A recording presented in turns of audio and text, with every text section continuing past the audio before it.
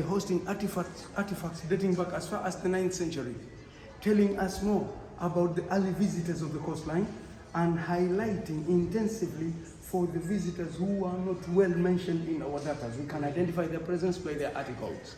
This is the late Sir Henry the Navigator,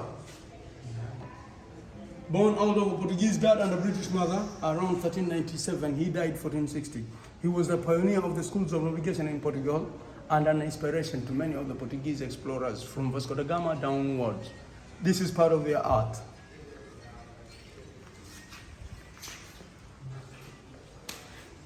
As for these articles, you remember when we were just approaching the entrance, I was talking about some artifacts which were recovered from the seabed?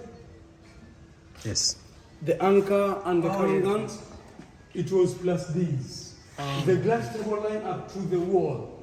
These are artifacts which were recovered from the seabed from a vessel that was coming in to reinforce the Portuguese when they were at war with the Omani Arabs. Sad enough, it did not fulfill the mission. It was sunk around 1697. Until the first government after independence, the ministry concerned initiated an operation from 1966 to 77, finding out anything tangible in regards to the book, in regards to the data of the book of that particular one vessel.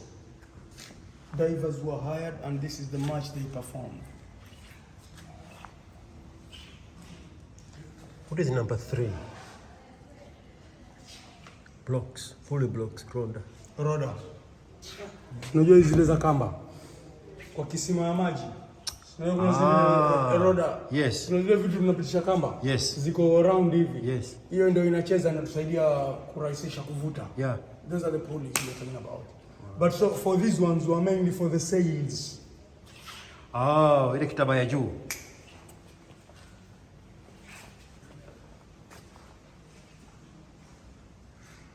This is a chair of the 17th century. The artists were Indian Goans. When the Portuguese colonized the East African coastline, they extended their colonization up to the southern part of India.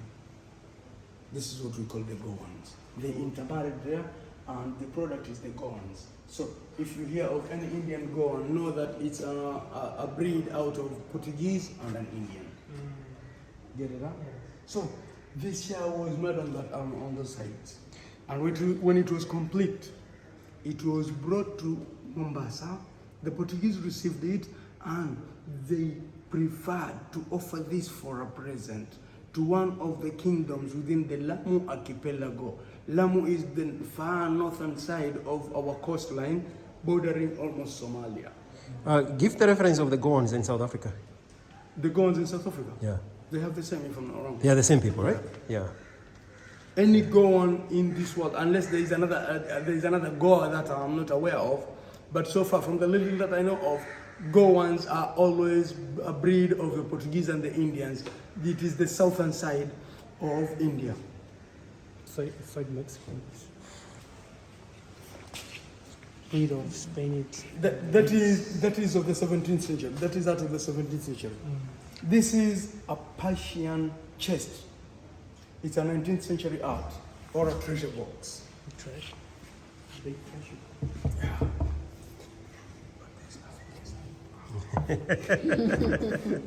You are knocking. If somebody says welcome, if somebody says you are welcome, what would you do? If you are knocking, and he happens to open without unlocking the padlock, looking at you, okay, my dear guest, we are most welcome. Come in. What would you do? Don't answer me. Come on this side. This is a model of the Gede ruins.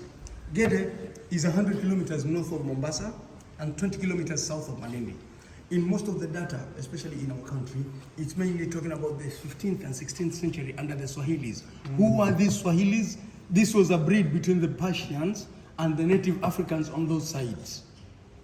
But the truth of the matter, this is a structure that was initiated in the 10th century by the Persians themselves. It was more of a safe haven to them.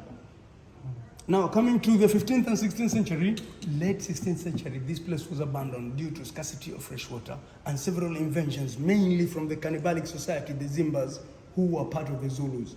In the late 16th century, there was a wave of attack from down South Africa by these cannibals. And they terrorized all along, and they were stopped in Malindi by the Portuguese. This is a coconut shredder. When you want to process coconut milk locally, you'll have to apply it with this tool. Normally, coconut has white stuff inside. Get it? This is a grooved metal. So you shred the white stuff with a grooved metal and collect it inside here. When you have enough for your use, you will take this sieve. It's made out of grass. You can feel it. Get it? You open it up, fill in the unsqueezed coconut. Then you soak it in mild warm water, just a little bit. Squeeze it to have the milk. I can also make a good cook, by the way. This is a model of the Arabian dhows. This is a model of the Persian dhows, as well as that is a model of a full vessel the native Africans on the island used to make.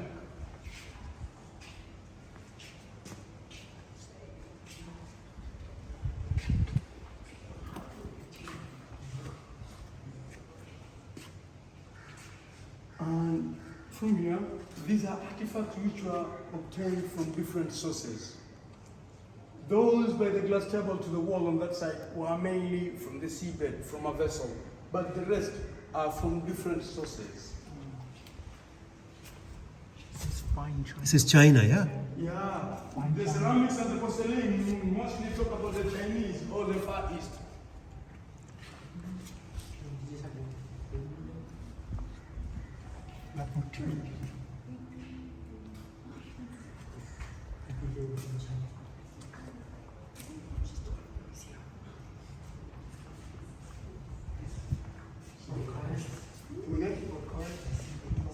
Yeah, these are stamps. They also have something to tell about time as well. So far, the first post office in Kenya, it was down in Mombasa, that was introduced around 1899. By the Indians? No, by the British. By the British? Yes, I was referring to the railway construction.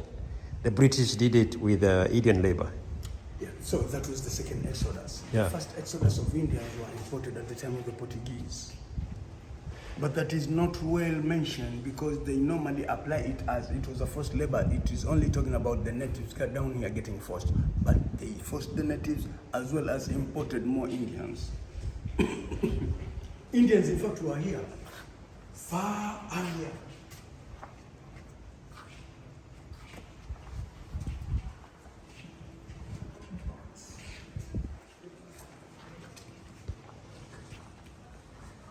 All these are highlighting the presence of the Chinese. The good thing with the Chinese is they came in on period terms, on trading terms only. They never interfered with the administration, neither the politics within these places at the time. That's for trading. But they intermarried. That is something that will never be left out.